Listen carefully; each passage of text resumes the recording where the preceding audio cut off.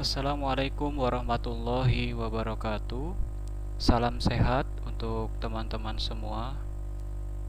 Kesempatan kali ini kita akan sama-sama belajar, akan sama-sama sharing tentang penggunaan atau memanfaatkan Microsoft Excel.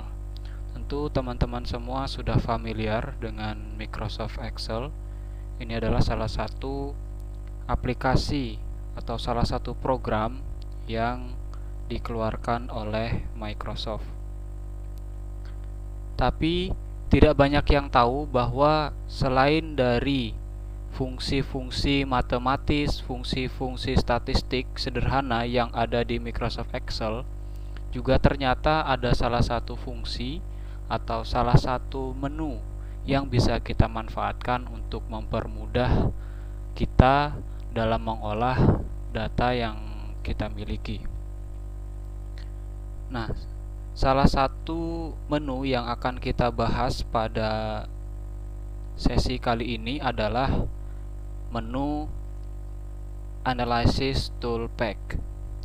Nah, ini jadi merupakan salah satu paket tambahan atau kita biasa sebut dengan add-ins dari Microsoft Excel, di mana Analysis Toolpack ini nanti bisa membantu kita untuk melakukan analisis data statistik mulai dari yang sederhana sampai yang cukup rumit tentunya, termasuk seperti misalnya ada uji hipotesis, kemudian juga bisa membuat statistik deskriptif yang sangat singkat dan cepat. Kemudian kita juga bisa melakukan analisis regresi sederhana. Nah, Analysis Toolpack ini merupakan paket tambahan sehingga kita harus melakukan install atau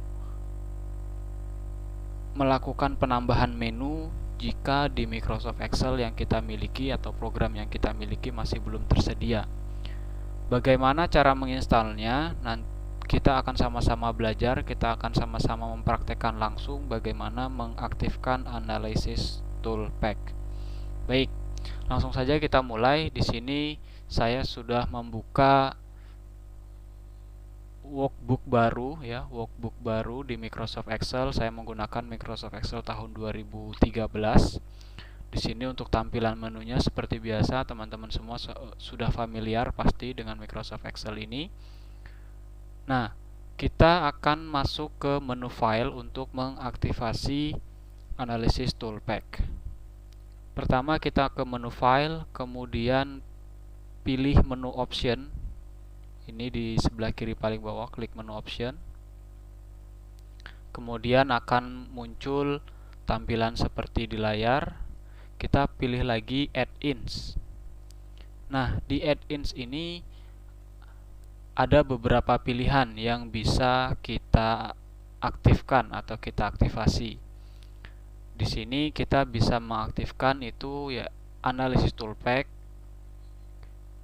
di yang paling atas ini ya. Jadi kita bisa klik saja Analysis Toolpack, kemudian kita klik Go.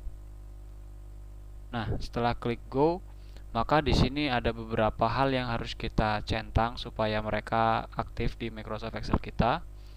Biasanya yang akan sering kita gunakan adalah Analysis Toolpack, Eurocurrency Tools, dan Solver Add-in. Semuanya dicentang pun boleh, tapi di sini saya hanya akan mencentang nomor 1, 3, dan 4. Setelah itu kita klik OK. Nah, setelah kita klik OK, kita untuk memastikan bahwa memang Analysis Toolpack sudah terinstall di Microsoft Excel, kita klik menu data. Kemudian di sini sudah terlihat ada tambahan submenu yaitu data analysis dan solver add-in. Nah, kita nanti akan belajar bersama-sama secara bertahap mulai dari penggunaan data analysis dan juga nanti ada solver add-in. Nah, pada kesempatan kali ini setelah teman-teman semua berhasil mengaktifkan menu Analysis Toolpack atau data analysis di sini, kita akan langsung coba mempraktekkan dengan menu-menu yang ada di data analysis. Baik, untuk mengetahui menu apa saja yang ada dalam data analysis, kita langsung klik saja. Nah, di sini sudah langsung muncul menu-menu atau pilihan fungsi yang bisa kita jalankan dengan menggunakan data analysis toolpack. Di sini bisa teman-teman semua bisa lihat mulai dari ANOVA dengan berbagai fungsi dan kategorinya, kemudian juga ada correlation, covariance, descriptive statistic, exponential smoothing, kemudian ada juga histogram, kita bisa buat dengan menu analysis toolpack ini, kemudian juga ada regression, sampling, kemudian juga bisa untuk pair to sample t-test. Ini juga merupakan menu-menu yang biasanya juga ada di aplikasi atau program statistik seperti SPSS maupun eViews. Nah, kita pada kesempatan kali ini akan mencoba salah satu fungsi yang bisa dijalankan dengan menggunakan analysis toolpack ini adalah descriptive statistic. Oke. Baik, teman-teman semua, untuk memulai belajar menggunakan data analysis toolpack, tentu yang harus kita siapkan di awal adalah setelah menginstal data analysis toolpack, kita menyiapkan data yang akan kita olah, yang akan kita analisis. Di sini saya sudah menyiapkan 6 data atau 6 kolom data. Yang ini sebenarnya saya karena ketersediaan datanya saja yang ini. Teman-teman bisa pakai data apapun sesuai dengan kebutuhan masing-masing kita. Di sini saya hanya mencontohkan dengan 6 kolom data ini. Nah, dari data yang ada ini, misalnya kita akan mencari atau kita ingin mengetahui statistik deskriptif dari masing-masing data ini, yaitu ada capex ratio, Tobin skew, ROE, DER, CF atau cash flow, dan juga cash holding. Nah, biasanya ketika kita akan mengolah statistik deskriptif menggunakan Microsoft Excel ya, untuk mencari misalnya mean atau rata-rata, maka kita akan gunakan rumus average gitu misalnya. Kemudian kita ingin mengetahui berapa jumlah data, maka kita akan menggunakan fungsi atau rumus sum. Kemudian juga kalau kita ingin mengetahui standar deviasi, maka kita menggunakan rumus standar deviasi. Nah, di sini kita akan sama-sama melihat sejauh mana data analysis toolpack ini bisa membantu kita untuk mempercepat proses mendapatkan hasil statistik deskriptif. Nah, baik, kita langsung mulai saja. Setelah data ini kita sudah siapkan sebelumnya, maka sekarang kita bisa langsung masuk ke menu data analysis ya, di menu data di Microsoft Excel. Kita klik saja langsung. Nah, di sini sudah langsung muncul menu-menu yang tadi sudah saya jelaskan juga. Kita pilih statistik deskriptif, kemudian kita klik OK. Nah, di sini ada beberapa isian yang harus kita isi. Dimulai dari yang pertama adalah input range. Input range ini adalah data yang akan kita olah atau akan kita analisa. Maka kita tinggal pilih saja kemudian blok data yang kita inginkan. Nah, di sini saya mulai blok datanya itu dari judul kolom atau judul datanya. Dari 6 kolom ini saya blok sampai ke bawah. Nah, setelah itu maka group by, di sini tentu kita akan group by-nya group by kolom ya, karena kita ingin mengetahui statistik deskriptif dari masing-masing kolom ini. Teman-teman nanti bisa menyesuaikan kalau datanya misalnya datanya dalam bentuk row atau baris ya, tinggal diklik yang rows. Nah, kemudian jangan lupa karena saya di sini menggunakan label atau judul dalam data ini, maka harus di checklist labels in first row supaya labelsnya ini atau judulnya ini tidak terbaca oleh statistik deskriptifnya, sehingga nanti fungsinya bisa berjalan dengan baik. Nah, kemudian setelah checklist, yang berikutnya adalah outputnya. Kita menginginkan outputnya ini di mana tampilannya. Ada 3 pilihan. Yang pertama output range, ini artinya kita menampilkan hasilnya itu di sheet yang sama.